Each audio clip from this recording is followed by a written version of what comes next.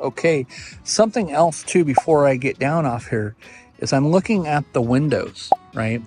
And keep in mind that the windows are sandwiched in place in the wall. Now, this top window doesn't open, but you see the depth of the crack where I can jam my finger down in there? There is a putty or a bulb seal back behind it, but as that's starting to weather and discolor, there's nothing back there. So now you have more than a 1/4 inch deep, basically track that's now catching the water and can allow it to go inside undetected, run down along the frame of the window and cause damage to the lower wall or to the actual wall itself.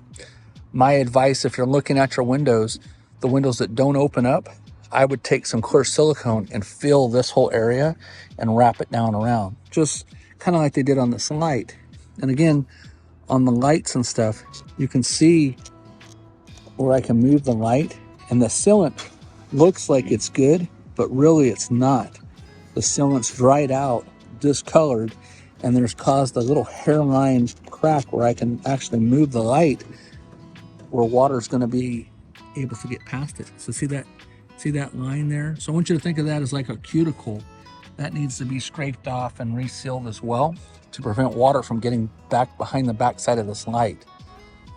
So another thing that I'm looking at when I'm looking at the coaches is I'm looking at the clearance lights, and I'm trying to see if there's any dirt and water getting past the light, which in this case, there is. Even the bulb itself has got dirt on top of it, right?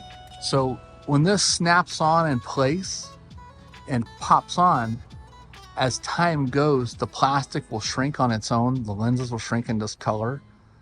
You can put 303 to protect the lenses and the base. That'll help. But you notice that there's no sealant on this lens.